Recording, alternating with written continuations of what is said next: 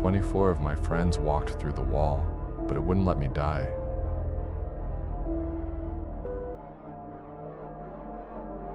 The last thing I remember is the world going sideways and a sound like a wet towel hitting a wall.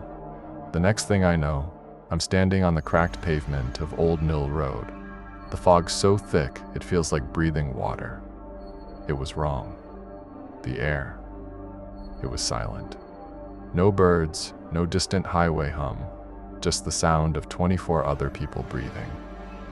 To my left, Zora Novak was staring into the gray soup, arms crossed, her jaw set like stone.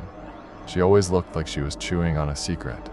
On my right, Kenji Tanaka was shaking, his hands fluttering at his sides like trapped birds.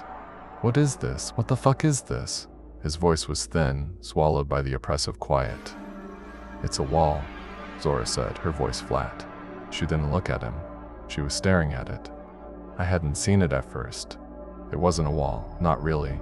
It was more like a glitch in the world. A shimmering curtain of heat haze that cut across the road, warping the pine trees on the other side into long, distorted nightmares. It rose up into the fog and just ended. There was a low hum coming from it, a bass note so deep you felt it in your teeth. Zora walked right up to it. A few people gasped. She reached out a hand, slow, deliberate, and pressed her palm flat against the shimmer. Nothing happened. She turned back to us, her face unreadable. "It's keeping us in. Or keeping something out." She pulled her hand back, licked her thumb. "Tastes like static. Don't lick the space anomaly," Kenji shrieked. Zora just shrugged, a ghost of a smile on her face. There were 25 of us, all 17, all from Northwood High. We were supposed to be at the senior bonfire. I took a step back from the line of kids staring at the shimmering nothing. Then I turned and I ran. My house was empty. Mom's car was in the drive, but the house was cold. A half-eaten bowl of cereal was on the counter, the milk starting to sour. The whole town was like that. A ghost ship.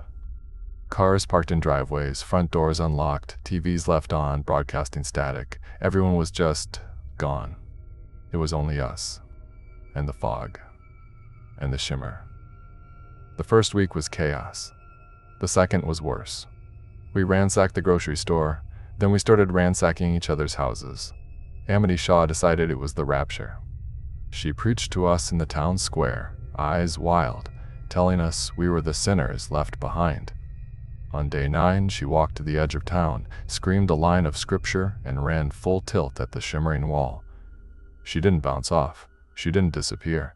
For a split second, she stretched, her body pulled long and thin like taffy, her face a silent scream that distorted into a pixelated mess. Then she dissolved into a shower of rainbow-colored light that hissed and faded into the fog. After that, nobody touched the wall. It became our god. We'd gather there every morning, drawn by the hum, staring at it for hours, saying nothing, waiting for something to change. Our food ran low. Our hope ran out completely. Reese Calder broke the spell. He was our quarterback, built like a brick shithouse with a brain to match. One morning, he just walked up to the shimmer. "I'm done waiting," he said, to no one in particular. He poked it with his finger. We all held our breath. His finger slid right through. "Holy shit," he whispered. He looked back at us, a wild grin spreading across his face. He pushed his whole arm in, then his head. He turned to us one last time, his face half warped by the shimmer, and I knew what he was going to do. "Reese, wait," Zora shouted, but it was too late. He was already gone.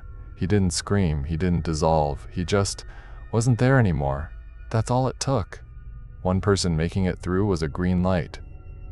A stampede. They pushed and shoved, their faces lit with a kind of desperate, feral hope. I saw them vanish one by one, their bodies flickering for a second at the threshold. Soon, there were 3 of us left. Me, Kenji, and Zora. Kenji gave me a shaky salute. "See you on the other side, man." He walked forward, closed his eyes, and stepped through. The shimmer swallowed him whole. Finally. My turn? I could go home. I took a deep breath and walked. I hit it like it was a pane of glass. The impact sent me sprawling onto the asphalt. The air knocked from my lungs. Pain flared in my shoulder. Zora didn't even try to hide her smirk. "Maybe it doesn't like you." "Shut up," I wheezed, getting to my feet. It's a fluke. I tried again, slower this time. I felt the familiar static tingle on my skin, but then it was like hitting a wall of solid force. It threw me back again, harder this time. A sharp, searing pain shot up my wrist. I clutched my arm, swearing under my breath. Okay, genius, you try. Fine. Zora tightened her messy braid. She gave me one last look, an expression I couldn't quite decipher. It wasn't fear, it wasn't hope, it was just finality. She stepped forward. The shimmer took her, but not cleanly. She got halfway through and stopped, her body bisected by the strange light. Panic flashed in her eyes. Her hands clawed at the air on our side, trying to pull herself back, but something was pulling her from the other. Her face twisted, panic melting into a rictus of what looked like agony, and then, for a horrifying instant, pure, unadulterated joy. Then she was gone. Now, it was just me. The fog seemed to press in, the hum of the wall, the only sound in the universe. I had to try again. I reached out, just a finger. My breath hitched in my throat. Please. The tip of my finger slid through. Then my hand, my arm up to the elbow. I felt a pulling sensation, gentle at first, then insistent. Hope surged through me. But as I tried to push my body through, I was slammed backward. Not just pushed, dragged. It felt like my arm was being ripped from its socket. The pain was blinding, white hot. The world flickered. The hum of the wall became the buzz of a fluorescent light. In there?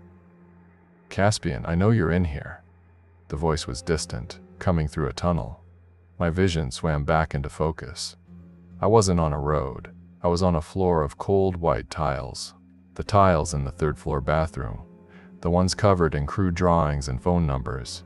My life was a sticky, warm puddle around me. I sucked in a ragged breath. Across from me, Zora's head was slumped against the stall door, her blonde hair matted with red. Her cold hand was still tangled with mine. Over by the sinks, Kenji was a crumpled heap.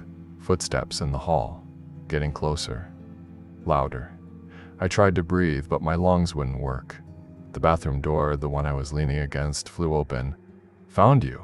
My body gave up. Everything went soft and gray. And just like that, I was standing in front of the shimmer again. This time, when I stepped forward, it let me right through,